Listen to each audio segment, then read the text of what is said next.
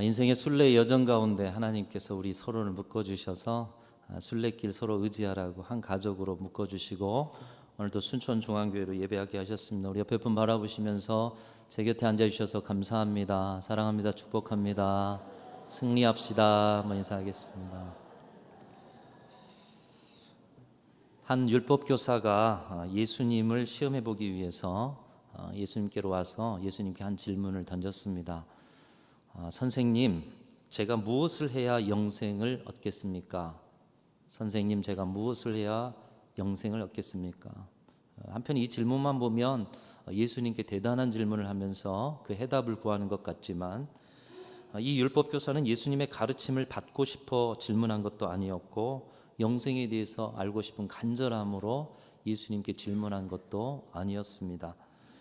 자신도 율법이라면 그래도 알아주는 율법교사인데 소문을 들어보니 예수님의 말씀이 그렇게 대단하고 율법이든 구약의 말씀이든 다 꿰뚫고 있다, 이런 소문을 듣고 과연 예수라는 사람이 얼마나 하나님의 말씀에 정통해 있는가 시험해 보기 위해서 예수님께 다가와 질문을 던진 것이죠. 선생님, 제가 무엇을 해야 영생을 얻을 수 있습니까?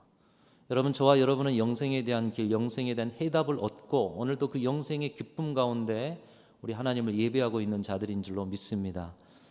영생에 대한 해답. 그런데 오늘 본문 말씀에 이 영생에 대해 질문하는 이 율법교사에게 예수님께서 영생을 가르쳐 주시는데 이 율법교사의 질문에 그 마음을 아시고 그 질문을 되받아 물으셨습니다. 너는 그럼 율법에 무엇이라고 기록되었다고 알고 있느냐? 네가 율법교사인데 율법에는 영생이 무엇이라고 기록되었다고 알고 있느냐? 예수님께서는 지금 이 율법교사를 향해서도 사랑과 배려의 마음으로 묻고 계십니다. 그 율법교사의 눈높이를 맞춰주고 계신 것이죠. 율법으로 영생을 가르쳐주기 위해서 그럼 네가 아는 율법, 그 율법에서는 영생을 무엇이라 하더냐? 예수님이 이렇게 물으시자 그 율법교사는 율법교사답게 율법의 핵심인 쉐마의 말씀, 신명기 6장 5절 말씀을 암송하면서 예수님 앞에 대답을 하고 있습니다. 오늘 본문 27절 말씀인데요. 우리 같이 한번 우리의 고백이기도 하고 우리도 살아내야 할 삶이기도 한 27절 말씀 같이 읽어보겠습니다. 시작. 대답하여 이르되 내 마음을 다하며 목숨을 다하며 힘을 다하며 뜻을 다하여 주 너의 하나님을 사랑하고 또한 내 이웃을 내 자신과 같이 사랑하라 하였나이다. 이 율법의 핵심을 지금 이야기하고 있어요. 예수님께서도 율법의 핵심에 대해서 이렇게 말씀하셨죠. 그런데 이 말씀의 근거가 되는 신명기 6장 5절을 보면 내 이웃을 내 몸과 같이 사랑하라는 말씀이 들어있지 않습니다. 신명기 6장 5절 말씀을 제가 읽어보면 이렇습니다. 너는 마음을 다하고 뜻을 다하고 힘을 다하여 내 하나님 여호와를 사랑하라. 여기까지인 것이죠. 율법 교사의 대답에는 또한 내 이웃을 내 자신과 같이 사랑하라, 이 말씀이 신명기에는 들어있지 않습니다. 즉 이 율법 교사는 율법 전체의 내용들 속에서 하나님의 말씀을 핵심적으로 잘 파악하고 있었다라는 것이죠. 당시의 대제사장과 서기관들과 많은 지도자들은 하나님을 사랑한다고 하는 일들, 그것을 사람들에게 보이면서 자신이 하나님을 누구보다도 사랑한다 드러내면서 살았지만 소외된 자들, 가난한 자들, 억눌린 자들을 사랑하는 일에는 소홀했습니다. 그런데 그들과 다르게 이 율법 교사는 율법 속에서 이웃 사랑을 발견하면서 하나님 사랑, 이웃 사랑에 대해서 예수님께 말씀을 드리고 있는 것이죠. 예수님께서 이것을 듣고 기뻐하시면서 이 율법 교사를 칭찬하십니다. 28절에 보면 예수께서 이르시되 내 대답이 옳도다. 이 율법 교사로서 자신이 다른 사람들보다 뛰어난 율법의 천재인데 예수님이 인정해 주니 얼마나 좋았겠습니까? 예수님이 이렇게 내 대답이 옳도다 하시면서 이를 행하라, 그러면 살리라, 이렇게 말씀하십니다. 네가 영생에 대해서 물어봤는데 네가 대답한 것처럼 그 율법의 내용처럼 하나님 사랑하고 이웃을 사랑하면, 네가 그것을 삶으로 실천하면 네가 영생의 삶을 살게 될 것이다. 영생을 그렇게 가르치셨습니다.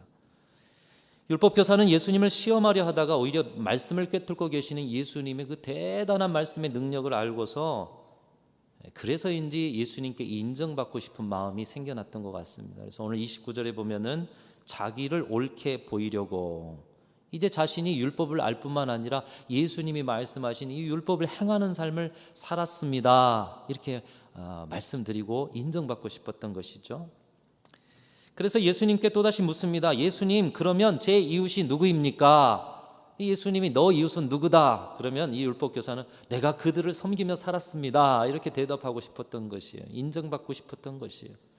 그런데 예수님께서는 그의 생각과는 좀 다르게 강도 만난 사람의 이야기를 하시면서 그에게 마지막으로 또 물으십니다. 누가 강도 만난 자의 이웃이 되겠느냐? 그리고 말씀합니다. 너도 자비를 베푼 자처럼 강도 만난 자의 이웃이 되어라.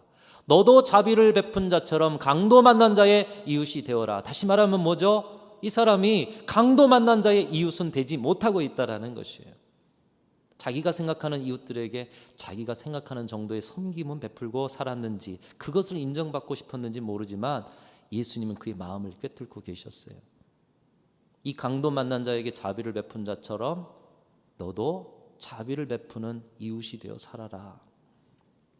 우리는 이 말씀 속에서 인생과 신앙에 있어서 중요한 주제 한 가지를 발견합니다. 뭐냐? 이웃이라는 주제예요. 이웃.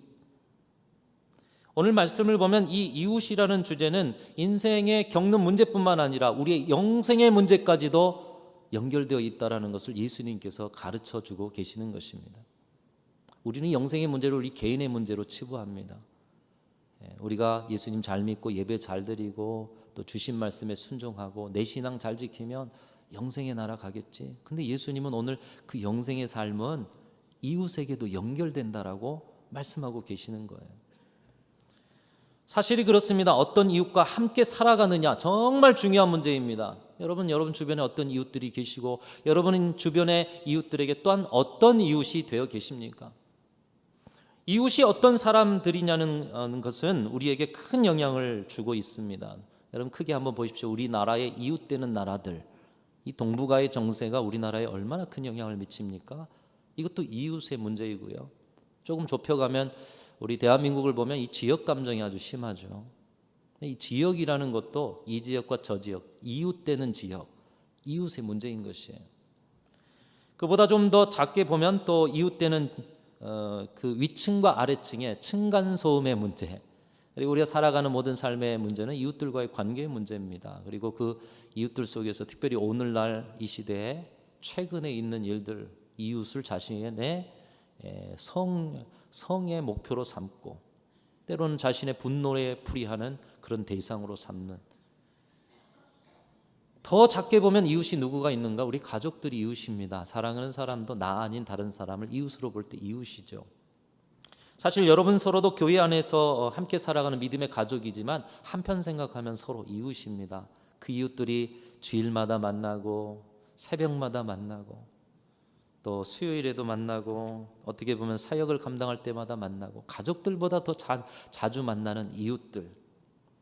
우리는 서로에게 있어서 너무나도 중요하고 인생의 신앙에 큰 영향을 주는 이웃들인 것이죠.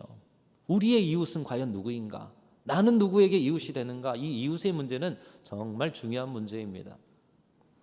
옛적에는 이웃 사촌이라는 말이 있죠. 이웃이 피를 나는 사촌보다도 더 가깝고 또 더 중요한 존재들이다라는 그런 의미 아니겠습니까? 그러나 오늘 이웃 간의 관계는 많이 달라졌습니다. 이사를 가서 뭐 떡을 돌려도요, 어떤 집들은 문도 안 열어줘요. 그거 먹고 또 큰일 날 수도 있고요. 어떤 사람인 줄 알고 먹을 걸 받아. 오늘날은 이런 시대가 됐어요. 이웃 간의 얼굴도 모릅니다. 특별한 이익관계가 아니면 이웃에 살아도 대화가 없습니다. 또 이웃집에 이사를 오기라도 하면 여러분 어떤 마음이 품어지겠습니까? 좋은 사람이 이사 와야 되는데 먼저 경계부터 해요. 두려움 먼저 가져요. 이웃집에 싸움이라도 나기라도 하면 절대 참견하지 않습니다. 참견하면 남의 가정사에 변을 당할지 모르니까요. 이웃이 함께 돕고 살아가는 대상에서 경계의 대상이 된 시대, 우리는 좋은 이웃이 없고 좋은 이웃이 점점 줄어가는 시대를 살아가고 있는 것입니다. 이런 이웃으로 살아간다면 그 관계는 불행이요, 당연히 그러한 관계성 안에는 영생의 삶이 있을 수 없다. 주님은 이렇게 말씀하고 계시는 것입니다. 사실 우리가 경험하고 있는 바가 그건 아니겠어요? 오늘의 시대가 계속해서 어두워져가는 이유 중에 하나는 우리가 좋은 이웃으로 살아가고 있지 못하기 때문인 것입니다. 하나님께서 주신 율법의 원리인 내 이웃을 내 자신과 같이 사랑하는 삶을 살게 된다면 거기에 영생이 있고 천국이 있는데, 우리가 살아가는 자리, 가까이에는 우리 가정이요, 교회요, 또 조금 더 멀리 보면 이 지역사회와 민족과 세계 열방, 이 이웃 공동체가 좋은 이웃이 되지 못하고 있기에 지옥과 같은 것, 말세 지말에 아주 어두운 현상들이 나타나고 있다는 것입니다. 여러분, 우리 교회를 봐도 그렇습니다. 우리 교회가 117년 잘 살아오는 것은 이 지역사회 가운데 좋은 이웃이었기 때문인 줄로 믿습니다. 그래서 지역이 우리를 좋은 이웃교회, 앞으로 우리가 또 감당해야 할 사명, 복음 전파와 이 지역과 민족을 하나님 앞에 드리려면 앞으로도 지역에 좋은 이웃, 없어서는 안 될 이웃이 되어야 한다는 것이죠. 이번 주에 하는 추석 사랑 나눔 행사도 일을 행하면 그러면 일을 행하라 그러면 살리라 하신 말씀에 순종하여서 우리가 지역사회 가운데, 지역교회 가운데 좋은 이웃이 되라는 주님의 말씀을 순종함으로 그 사명 감당하고자 감당하는 거예요. 그냥 우리의 주머니에 좀 남는 거 해가지고 불쌍한 사람들 좀 돕고 말자, 이 정도가 아니에요. 좋은 이웃으로 살겠습니다. 당신들의 좋은 이웃이 되겠습니다. 이런 선포와 또 결단과 섬김이 있는 것이죠. 앞으로도 우리는 예수님의 말씀 따라 영생을 소유하고 주님이 주신 천국을 누리고 천국을 세워가는 사람들이 되기 위해서 주님의 오늘 말씀을 통해서 우리는 좋은 이웃이 되어야 한다는 것입니다. 예수님께서 말씀하신 좋은 이웃이 되기 위해서 우리는 어떤 삶을 살아가야 하며, 이 좋은 이웃을 통해서 영생의 하나님의 나라를 세워가기 위해서 우리는 어떤 모습으로 이웃되기를 결단해야 하겠습니까? 오늘 말씀 속에서 주님은 좋은 이웃 되는 비결을 세 가지로 가르치고 계십니다. 첫 번째로 좋은 이웃이 되는 비결은 우리 자신이 강도 만난 자였음을 기억하는 것입니다.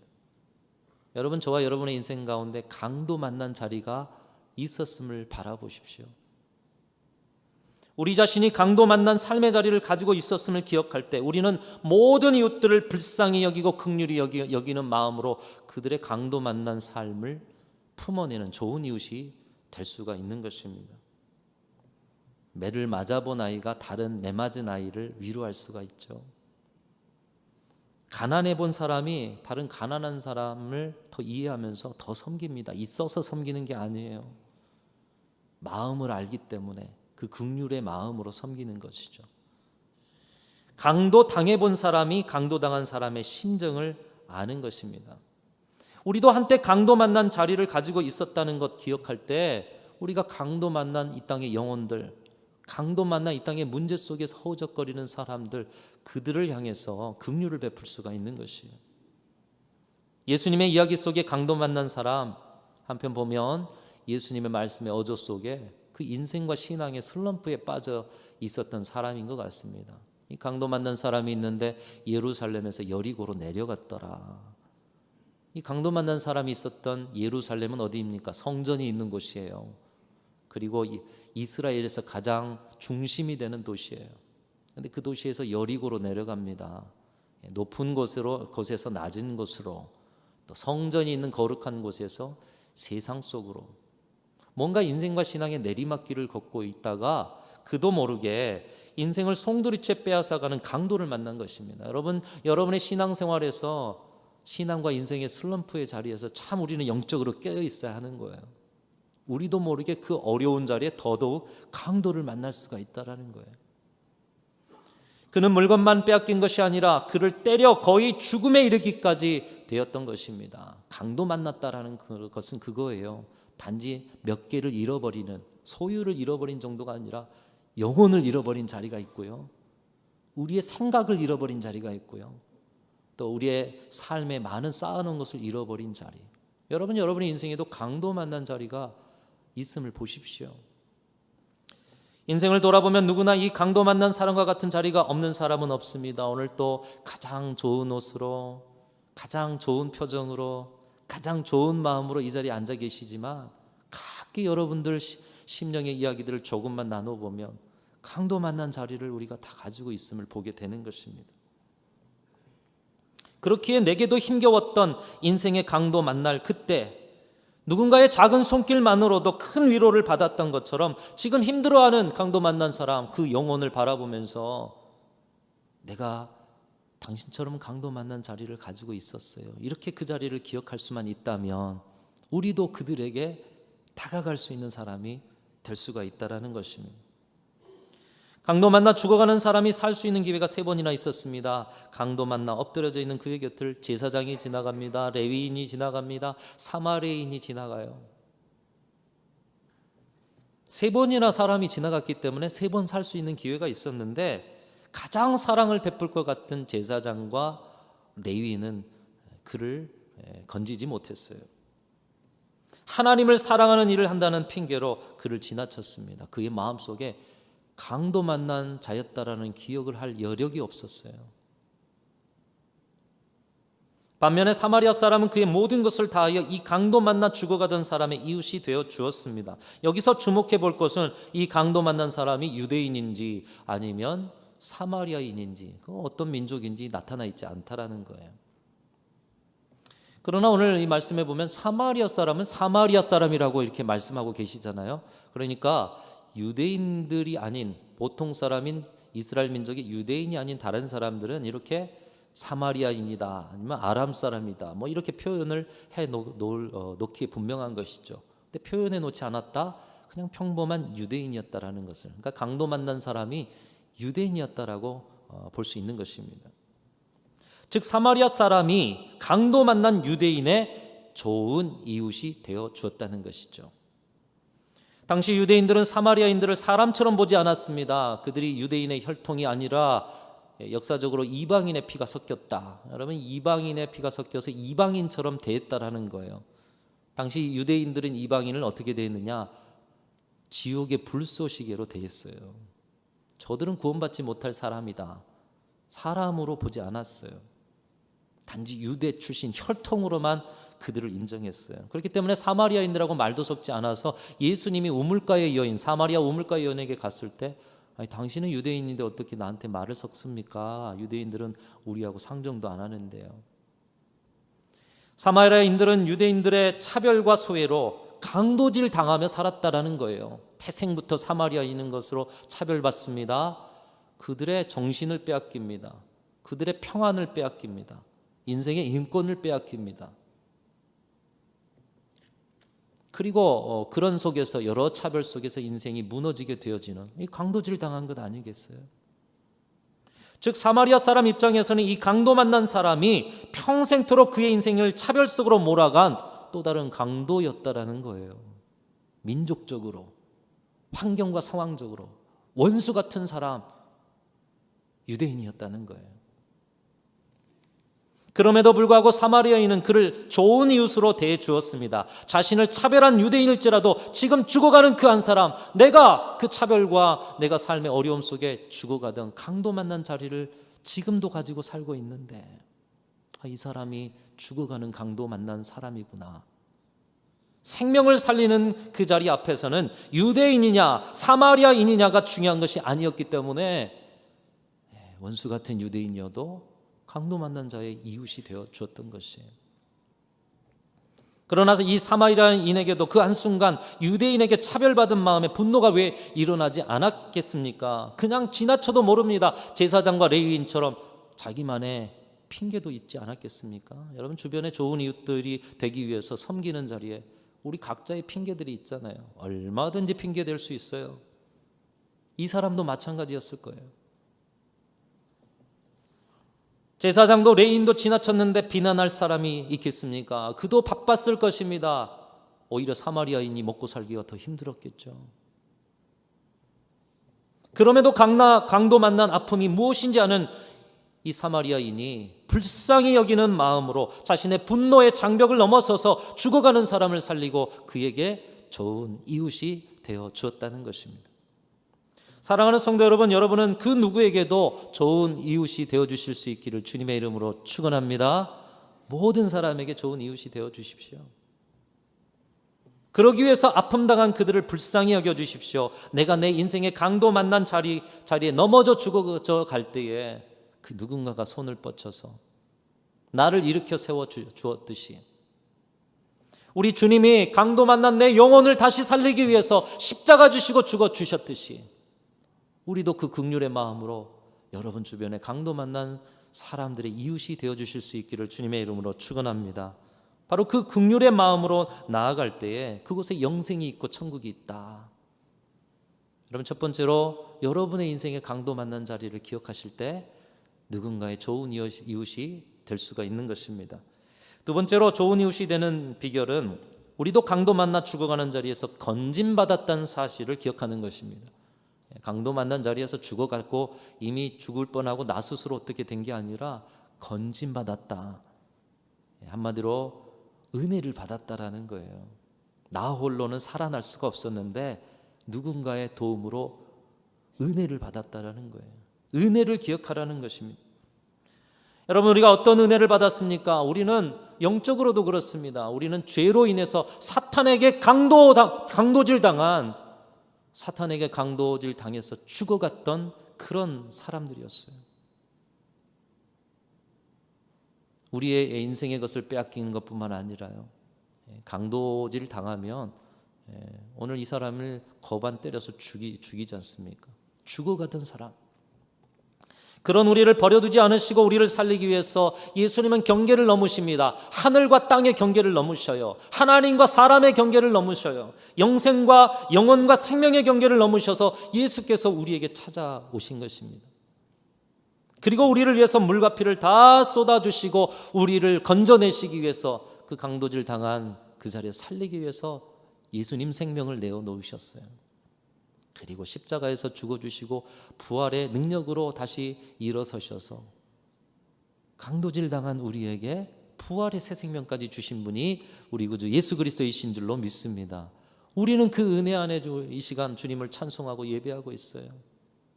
우리의 영혼이 강도질을 당한 죽어가는 영혼이었는데 주님으로 오늘 하나님의 자녀가 되어 찬송하고 예배하고 있는 이 자리에 하나님의 백성의 기쁨마저 누리고 있는 영생을 소유한 자로 오늘 이 자리에 앉아 있더라는 것입니다.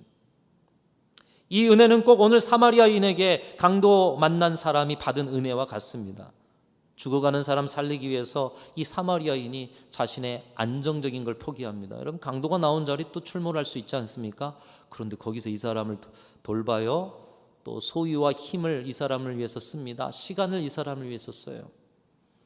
말씀해 보면 이렇습니다. 자신의 치료에 쓸 기름과 포도주를 상처에 붓고 허비하는 것이죠. 자기도 앞으로 상처가 날 일이 있음에도 자기 거 쓸 거를 갖다 이 사람을 위해서 허비합니다.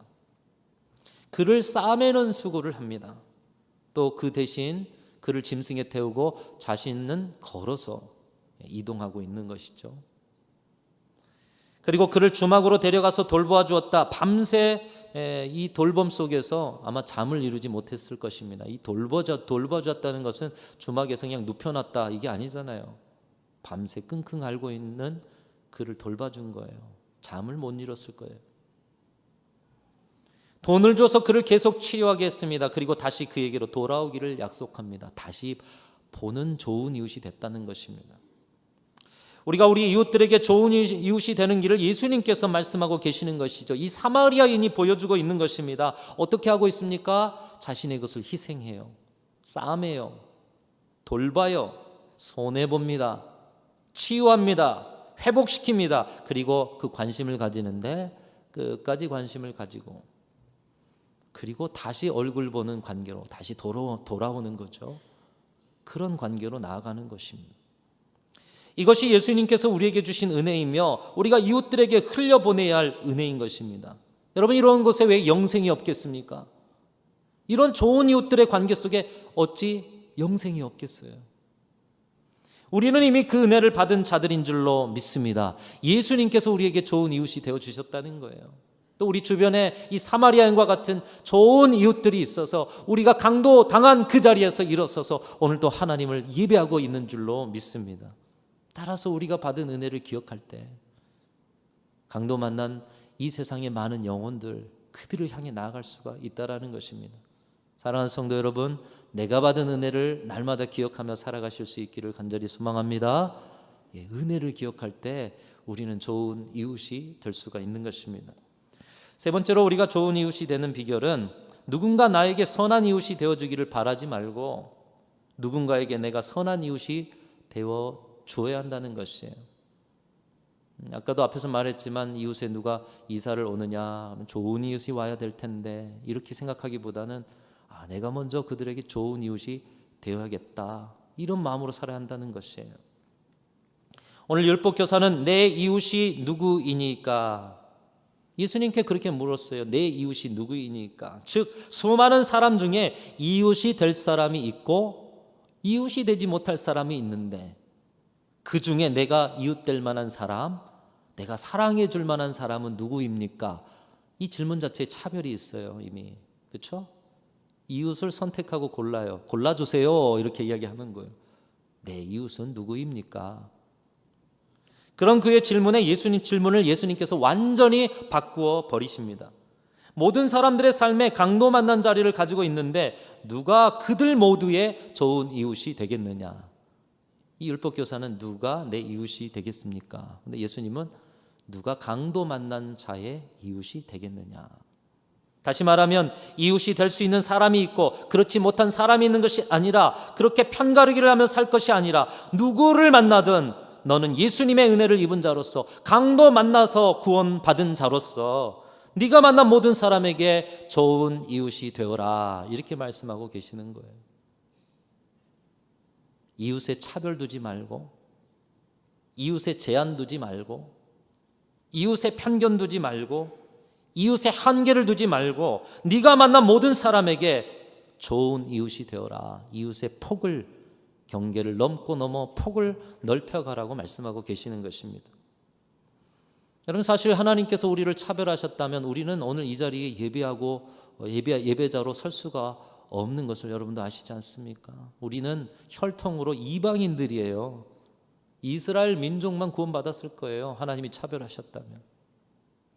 그러나 우리까지도 품으시기 위해서 이스라엘 나라를 먼저 택하셔서 제사장 나라 세우시고 그들의 민족 가운데 우리 예수님을 보내시고 그들로부터 생겨난 복음의 능력으로 우리에게까지 복음이 전파되어 저와 여러분이 하나님의 자녀, 오늘도 예배자로 서 있는 줄로 믿습니다. 하나님의 차별이 아닌 거예요. 모두를 품으신 하나님의 사랑인 거예요. 그리고 그 복음은 지금도 모든 민족과 족속, 인종과 언어, 국경을 넘고 또 넘어서 세상 모든 사람을 예수님의 한 가족으로, 좋은 이웃으로 세울 능력이 되고 있는 줄로 믿습니다. 그 복음 안에 우리가 살아간다, 하나님의 은혜 안에 있다라면 우리는 좋은 이웃의 관계를 넓혀가야 한다는 거예요. 내가 만나고 내가 좋은 사람들, 아니요. 우리의 직분의 자리, 사명의 자리, 또 신앙이 깊어질수록 여러분들의 이웃의 폭을 넓혀 가셔야 한다는 것입니다. 우리가 복음 되신 예수님과 복음을 전파한 또 다른 사마리아인 된 분들의 긍휼을 입었던 것처럼 우리도 긍휼의 마음으로 누군가의 강도 만난 사람의 삶을 돌보고 싸매고 세우고 치유하고 회복시키는 좋은 이웃이 되기 위해서 우리가 받은 은혜 가운데 그들에게 나아가야 한다라는 거예요. 그렇게 우리가 좋은 이웃된 가정과 교회가 될 때에, 여러분, 오늘의 이 시대에 삭막해져가는 이 시대, 여러분들의 그 좋은 이웃됨으로 이 시대가 영생의 삶을 누리는 그런 은혜가 될 줄로 믿습니다. 말씀을 정리해보면 이렇습니다. 여러분, 이사야서 65장에 보면 새 하늘과 새 땅, 하나님의 나라, 아름다운 하나님의 나라가 그려져 있습니다. 그곳에는 사자들이 어린 양과 뛰놀고요, 어린이가 독사굴에 섰노도 장난쳐도 독사가 물지 않는데요. 새하늘과 새 땅, 영원한 천국, 또 우리가 이 땅에서도 함께 만드는 하나님의 나라를 상징하고 있습니다.